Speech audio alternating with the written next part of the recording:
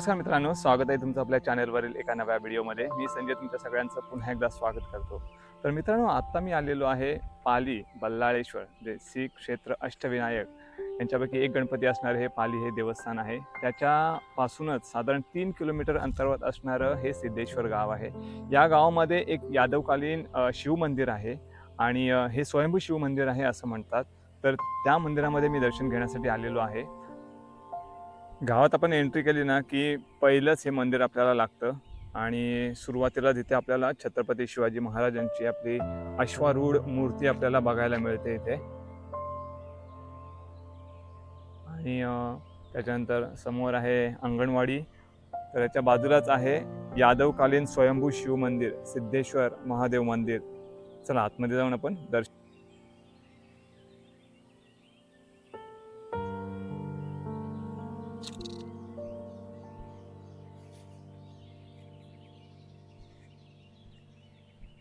तर मंदिरामध्ये जाण्यासाठी 2 मार्ग आहेत. 2 मार्ग म्हणण्यापेक्षा 2 ठिकाणी पायऱ्या आहेत. एक इकडे सुद्धा तुम्हाला जाता येतं किंवा मग असा वळसा घालून या साईडने सुद्धा जाता येतं. मंदिराच्या आवारात प्रवेश करताच पहिलंच हे छोटंसं मंदिर आहे. इथे अंबिका मातेचं हे मंदिर आहे छोटंसं. तिथे आपण दर्शन घेऊया.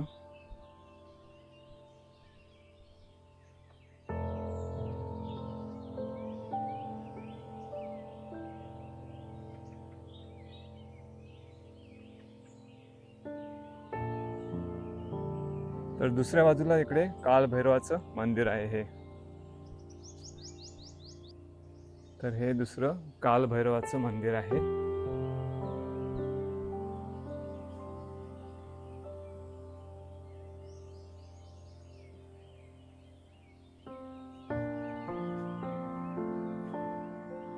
तर दोन्ही ठिकाणी इथे दर्शन घेतल्याच्या नंतर आता आपण मुख्य मंदिरामध्ये जाऊया. तर जसं मी म्हटल्याप्रमाणे दोन्ही साईडनी तुम्हाला एंट्री मिळेल मंदिरामध्ये प्रवेश करण्यासाठी. हे बघा, आता आपण इकडून जात आहोत. हा इकडे मंदिराच्या बाहेर हा स्तंभ आपल्याला बघायला मिळतो आणि त्याच्यानंतर इथून आपल्याला ही एंट्री आहे. तशीच त्या बाजूने सुद्धा एंट्री आहे. मंदिर जे आहे हे मुख्य मंदिर जे आहे लाकडाचं मंदिर आहे.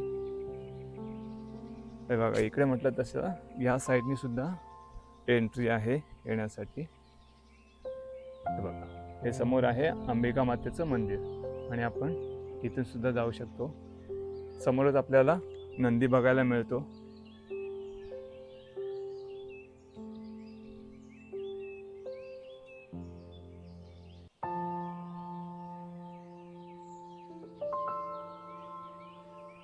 जसं म्हटल्याप्रमाणे मंदिराचं बांधकाम जे आहे हे लाकडी बांधकाम आहे. मुख्य बांधकाम हे लाकडी आहे. त्याच्यानंतर ह्याचं जीर्णोद्धार झालेला आहे आणि जीर्णोद्धार झाल्याच्या नंतर जे बांधकाम केलेलं आहे हे लाद्या वगैरे टाईल्स वगैरे लावलेले आहेत देवळाला बाहेरच्या साईडने.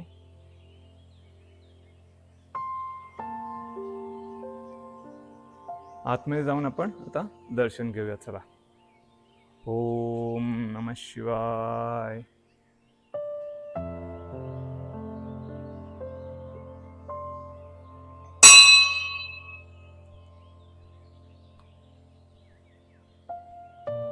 मंदिराच्या बाहेरच म्हणजे गाभाऱ्याच्या बाहेरच आपल्याला इकडे गणपती बाप्पा बघायला मिळतात आणि त्याच्यानंतर इकडे बाजूला उजव्या बाजूला श्रीहरी विष्णू पण आहेत.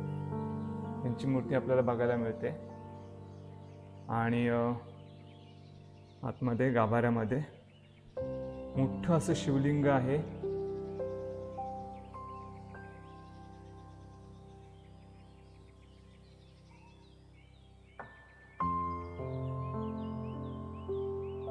ओम नमः शिवाय.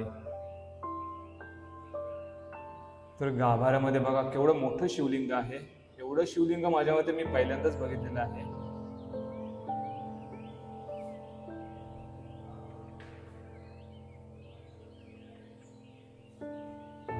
प्रचंड मोठी अशी शिवपिंड आपल्याला बघायला मिळते.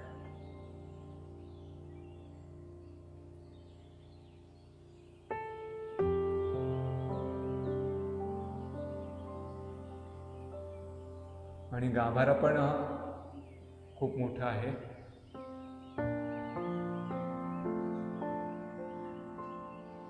बांधकाम हे दगडाचं बांधकाम आहे आतल्या साईडला.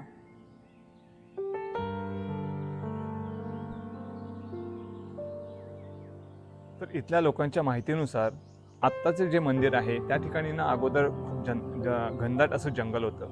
तर या जंगलामध्ये ना एक गाय यायची, नेहमी गाय यायची आणि इथे या स्पॉटला येऊन तिला ना पाना फुटायचा, म्हणजे तिचं दूध जे आहे ना ऑटोमॅटिकली जायला लागायचं. त्याच्यामुळे बरेच दिवस हे चाललेलं आणि एक दिवशी ना सर्व गावकऱ्यांच्या हे लक्षात आलं आणि त्यानंतर त्यांनी येऊन इथे शोधलं. तर त्यावेळेला त्यांना कळालं की इथे शिवपिंड आहे आणि त्यानंतर इथे मंदिर बांधलं गेलं. त्याच्यानंतर कालांतराने या मंदिराचा जीर्णोद्धार झाला आणि हे आता तुम्हाला दाखवल्याप्रमाणे अशा सुस्थितीत आहे मंदिर. हे मंदिर जे आहे अशी आख्यायिका सांगितली जाते की हे जे मंदिर आहे हे यादवकालीन मंदिर आहे आणि मंदिर अगदी खूप छान आहे. मंदिराचा परिसर तुम्ही बघितलात, समोरच्या साईडला तुम्ही बघितलात तर खूप अशी हिरवळ अशी पसरलेली आहे. हे बघा.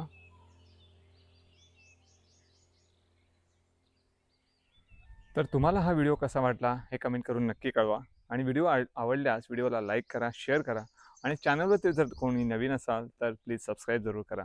भेटूया अशाच एका नवीन व्हिडिओमध्ये. तोपर्यंत काळजी घ्या. बाय.